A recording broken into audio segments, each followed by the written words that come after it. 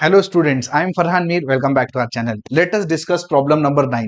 हमारी जैसे बात हुई थी, हम लोग आरटी प्रॉब्लम सॉल्व करने वाले थे, लेकिन एक बोनस प्रॉब्लम मैं अपनी तरफ से यहाँ पे ऐड कर रहा हूँ।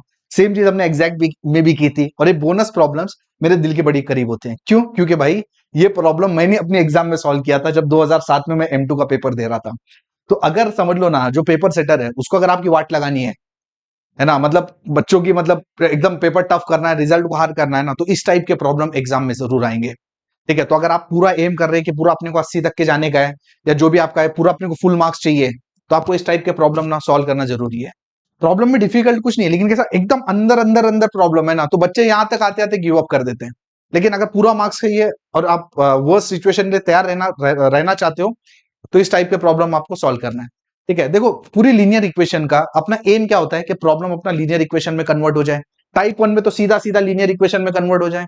उसके बाद जो नेक्स्ट है वो रिड्यूसिबल टू लीनियर, उसमें अपन क्या करते थे, एफ वाई को कुछ तो भी पुट करते थे और प्रॉब्लम लीनियर में कन्वर्ट हो जाता था, और उसके बाद उसका सोल्यूशन निकाल सकते थे। उसके बाद नेक्स्ट में हमने क्या देखा, इक्वेशन ना बर्नौलीज फॉर्म में रहती है, तो बर्नौलीज में भी आप कुछ पुट करोगे, प्रॉब्लम आपका लीनियर में कन्वर्ट होगा, उसके बाद सोल्यूशन निकल जाएगा। अब ये केस में क्या है पता है, इस ये जो गिवन इक्वेशन है, पहले इसको आपको बर्नौलीज में कन्वर्ट करना पड़ेगा, और बर्नौलीज में कन्वर्ट होने के बाद सब्स्टिट्यूशन करके प्रॉब्लम को लीनियर में कन्वर्ट करना पड़ेगा। मतलब थोड़ा सा अपने को इसमें एक्स्ट्रा स्टेप है, लेकिन ठीक है, वो क्या है वो स्टेप धीरे धीरे खुद ब खुद आपको समझ में आ जाएगा। मतलब सॉल्व करते रहोगे तो सॉल्व हो जाएगा इसमें। लेकिन आपको समझना क्या है, प्रॉब्लम कैसे आइडेंटिफाई होता है। ये जो ब्रैकेट है ना, सेम ब्रैकेट्स आते हैं, इसलिए बहुत आसानी से पता चलता है। ये देखो, जैसे एक्स प्लस वाई दोनों तरफ सेम है। ठीक है, या ऐसा कुछ आ जाएगा 1 + x y 1 + x y। ठीक है, या फिर 1 + x² 1 + x²। तो इस तरीके से ना एग्जैक्टली ना सेम ब्रैकेट आते हैं, और जैसे सेम ब्रैकेट आते हैं ना, हम लोग इसको क्या करेंगे, वी पुट करेंगे। आप करो तो सही। ठीक है, वो खुद ब खुद प्रॉब्लम कन्वर्ट हो जाएगा, सिर्फ देखते रहो पहले। ठीक है, पहले आप देखो, आपने इसको वी पुट कर लिया। चलो with respect to X differentiate करते हैं। एक्स का डेरिवेटिव 1, वाई का डेरिवेटिव dy/dx, एंड v का डेरिवेटिव क्या आएगा, dv/dx। अपने को क्या चाहिए इक्वेशन में, ये चेक करो, dy/dx। तो dy/dx क्या होता है, ये 1 को ना वो साइड फेंको, तो क्या आएगा, dv/dx -1 बराबर। ये जो अपने को पूरा मिलाना है, एक काम करते हैं इसमें पुट करते हैं। तो देखो क्या होगा, गिवन प्रॉब्लम क्या बनेगा, dv/dx -1 प्लस x, ये x प्लस वाई को तो आपने v पुट किया है, is equal to right side में आएगा x3, और ये जो है ना वो आपका v3 है, एंड -1, ये -1, ये -1 गया, तो आपका प्रॉब्लम क्या बना, ये देखो, dv/dx plus X V is equal to x³ v³। और मुझे एक बात बताओ, ये जो आपका प्रॉब्लम बना, ये कौन सा फॉर्म का बना, चेक करो एक बार। बर्नौलीज बन गया, बर्नौलीज। समझा कैसे बना बर्नौलीज? ठीक है, देखो बर्नौलीज कैसे बनाई है। ये देखो, आपका जो डिपेंडेंट वेरिएबल है कौन सा है, v, वो इधर आ गया। ये और डिपेंडेंट वेरिएबल का रेस टू समथिंग इधर है ना। ये जो p है वो x में फंक्शन है, ये जो q है वो भी x में फंक्शन है, और जो डिपेंडेंट वेरिएबल है ना उसका एक्स्ट्रा यहाँ पे टर्म आ गया। मतलब बर्नौलीज इक्वेशन क्या थी आपकी, बर्नौलीज इक्वेशन में यही तो थी, dy/dx प्लस पी वाई। ये लीनियर है, यहां तक तो सॉर्टेड है, बट बर्नौलीज में क्या आ जाता है, एक एक्स्ट्रा टर्म आ जाता है y⁻n। ठीक है, जो डिपेंडेंट वेरिएबल है उसका रेस टू n आ जाता है। अगर इसको कंपेयर करोगे तो बर्नौलीज है, मतलब प्रॉब्लम बर्नौलीज बन गया। अब जैसे बर्नौलीज बना, आपको पता है करना क्या है, एग्जैक्टली प्रॉब्लम ना प्रॉब्लम नंबर 8 में कन्वर्ट हो जाएगा। सेम क्या करना है आपको बताओ, सिंपल सा है। ये देखिए, ये जो एक्स्ट्रा टर्म आता है ना y⁻n, उससे पूरी इक्वेशन को डिवाइड करने का। तो एक्स्ट्रा टर्म यहाँ पे क्या है, v³, तो डिवाइड बाई v³ आप करो। तो जैसे v³ से आपने डिवाइड कर लिया, तो ये क्या बन जाएगा, ये देखो 1/v³, ये आपका dv/dx है, प्लस ये x as it is 1/v²। ठीक है, v³ से डिवाइड करोगे तो v और v³ कट के v² आ जाएगा, और राइट साइड में आपके पास रहेगा x³। ठीक है, अब जैसे अपने को पता था बर्नौलीज में अपन क्या करते हैं, जो भी पुट करेंगे ना उसे सिंपली 1/a कम कर लो और उसको t पुट कर लो।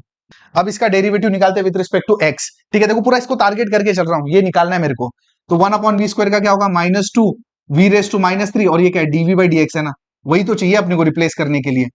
और राइट साइड में क्या आएगा, dt/dx। तो अपने को क्या चाहिए, ये देखो, अपने को चाहिए 1/v³ dv/dx चाहिए, विच इज इक्वल टू, ये -½ को -2 को उधर ले लो, -1/2 dt/dx। तो ये जो पूरा अपने को मिला, इसको उठा के एक बार इधर रिप्लेस करते, देखो 1/v³ dv/dx क्या होगा, -½ dt by D x, next plus x, है ना, 1/v² का वैल्यू क्या है t,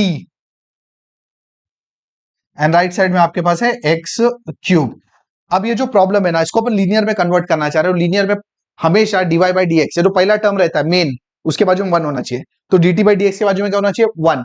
तो आपको -2 से पूरी इक्वेशन को मल्टीप्लाई करना पड़ेगा। तो क्या हो जाएगा ये dt by D X -2xt is equal to -2x³। अब ये जो इक्वेशन है ना, देखो ये इक्वेशन एग्जैक्टली बन गई लीनियर, मतलब बेसिकली ये फॉर्म में आ गई dy by D X plus P Y is equal to Q. Exactly ये फॉर्मेट में आ गई। आपका जो डिपेंडेंट वेरिएबल है वो t है, नीचे x है, तो ये जो टर्म है आपका p है और ये वाला टर्म आपका है q। अब जब इक्वेशन ये फॉर्मेट में आ चुकी है तो आपको आगे क्या करना पड़ेगा, इंटीग्रेटिंग फैक्टर निकालना पड़ेगा। इंटीग्रेटिंग फैक्टर क्या रहता है, e raise to integration of p। अभी p किस में है, p x में ना, तो ऑब्वियस ही बात है dx, so which is equal to e raise to integration of p। p आपका क्या है -2x है। एंड अगर आप ध्यान दोगे ना तो ये प्रॉब्लम एग्जैक्टली 8 के जैसा है, एग्जैक्ट 8, इसके आगे सेम है जो 8 में किया था, है ना। तो अगर समझ में आ गया तो पॉज करके खुद ही सॉल्व कर लो, नहीं समझा तो देखो फटाफट मैं सॉल्व करके बताता हूं आपको। dx तो ये हो जाएगा e raise to -2 x² by 2, 2 गया, e रेज टू -x² आया। इसका मतलब जो इंटीग्रेटिंग फैक्टर जो चाहिए था वो है e raise to -x²। Same exactly 8 में यही तो किए थे। अब इंटीग्रेटिंग फैक्टर निकल गया, अब हमें क्या चाहिए, सॉल्यूशन।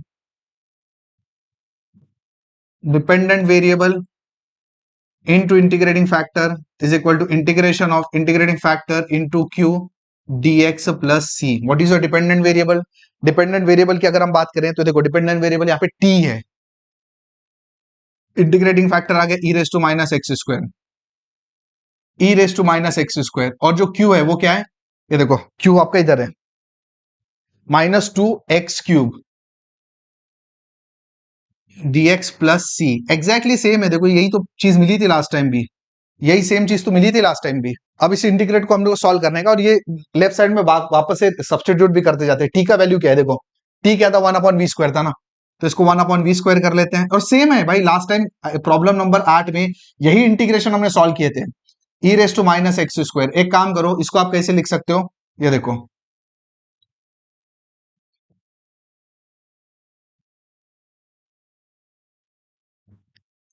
ठीक है। अब 1/v², अगेन इसको रिप्लेस कर देते हैं। 1/v² आपका जो है वो क्या है, देखो v क्या है x प्लस वाई ना, तो 1/x plus Y the whole square e raise to -x²।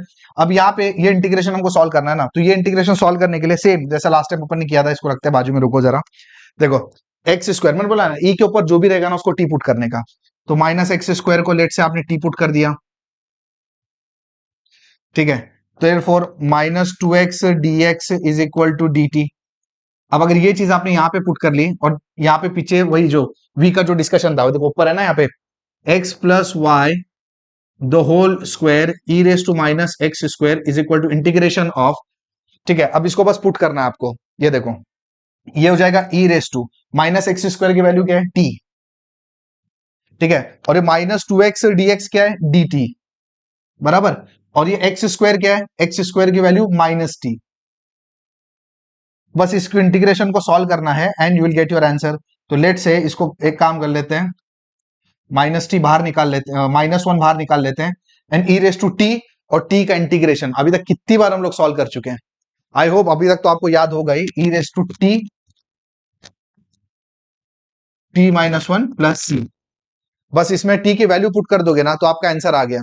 Therefore 1/x plus Y the whole square e raise to -x² is equal to e raise to -x², and t का value अपना -x² -1 plus सी। अब इसमें अगर चाहिए तो एक line और कर लो, ये माइनस माइनस दोनों बाहर निकाल के इस माइनस से कैंसिल कर लो, और जो आएगा that is your required solution for this particular problem. तो ये हो गया Bernoulli's, reducible to Bernoulli's. Basically problem था, उसको पहले बर्नौलीज बनाया, बर्नौलीज का लीनियर बनाया, प्रॉब्लम को सॉल्व कर दिया। तो I hope this problem is clear to you. अगर पसंद समझ में आ गया ना तो एक लाइक बटन दबा के जाओ, और इस वीडियो को अपने दोस्तों के साथ शेयर जरूर करना। Thank you.